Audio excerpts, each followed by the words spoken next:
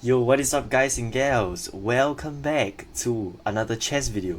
This is me, GKJax, back at it again. Today, I'm going to be showing you the best beginner openings in chess. Now, a lot of you out there who are looking to improve in chess, finding the best openings for you, you've came to the right place.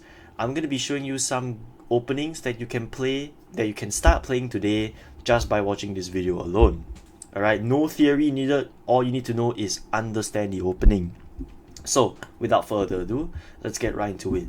This video is a guide for those who are under 1200 ELO. So if your ELO is not 4 digits, watch right now, okay? So, we'll start off with the white pieces. What do I recommend for white? Now, a lot of YouTubers say, oh, play the London system, it's very systematic. However, I don't believe the London system is the best opening for beginner level because it doesn't really induce fun. Like, it's very solid. It's super solid, and you give black a lot of counter attack. As beginners, you guys love to attack all the time. Like, you guys love early queen attacks, queen h5, something like that. The London system does not induce aggression, it induces solidness. If you do want to play a d4 opening, I recommend, highly recommend the Queen's Gambit. Now, the Queen's Gambit is basically just a better d4 opening than the London system because number one, it is very easy to play. If black takes, you occupy the center. Bada bing, bada boom. That's it. And you just follow your chess principles as per usual.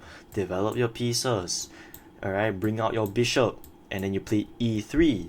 So the plans are very easy, and yet you can still play from beginner all the way up to the grandmaster level, and you can build your repertoire from there. Having a long-lasting opening is great because you cut down the time you need to spend on looking up theory or opening theoretical knowledge. So therefore, the Queen's Gambit is actually an opening I'm going to be recommending for beginners. So if you want a more aggressive opening, I recommend you play e4 here.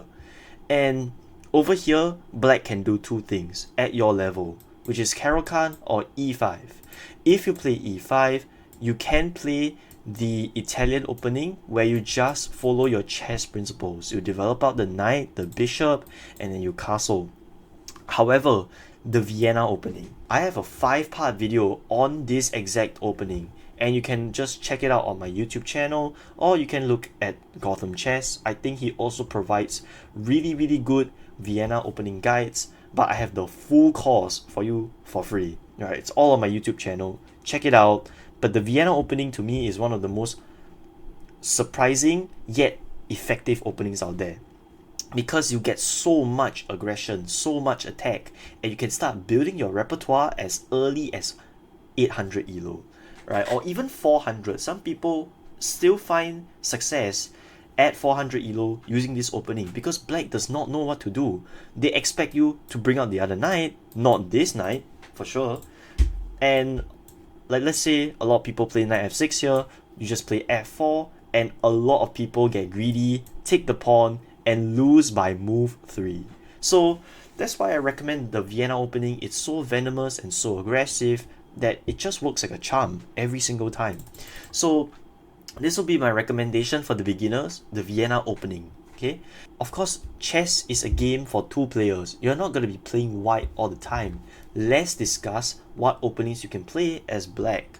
Now, if white were to play e4, I mean, come on, this is the easiest thing I've ever seen. Just play the Caro-Kann defense. Now, it's really meta at the beginner to 1800 level, and that's where the Caro-Kann slowly dies out at 1800, but it's still a very long-lasting and effective opening.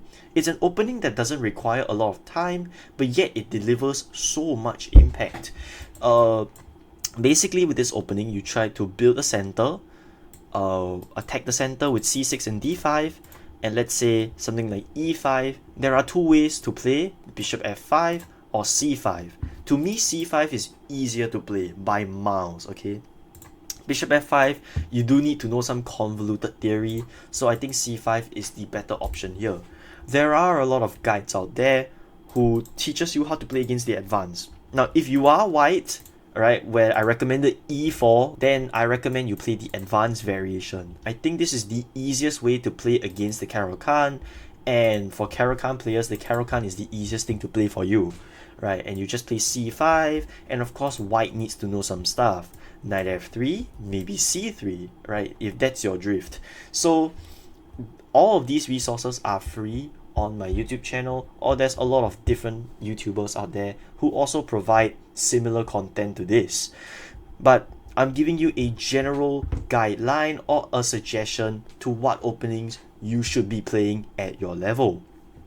Okay, now, of course, black, we recommended the Caro-Kann. What if d4? What if the opponent plays d4?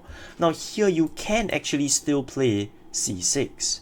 Now c6 will be known as the Slav defense if they play the move pawn to c4, and then you get a Slav. It's a very solid opening. It's kind of similar to the London system, but you don't develop this bishop out. You're not going to be putting this bishop here, but generally speaking, you're just trying to maintain a very solid pawn structure. However, chess is a game. A game is supposed to be fun, right? You don't bore yourself out with this opening. What I recommend you to play is d5. And I want you to go for some sort of structure. This sort of very robust structure that you can basically use for almost every opening. Let's say they go c4. I actually recommend the move pawn to e6. This is known as the Queen's Gambit decline, and this opening is so good. You can play it from beginner level all the way to until you're even Grandmaster, and it's still effective till this day. The Queen's Gambit decline is known to be one of the most unbreakable openings out there because of its insane defense, but you also get a lot of insane activity. So of course white will try to put more pressure to that pawn. You just protect that pawn once again.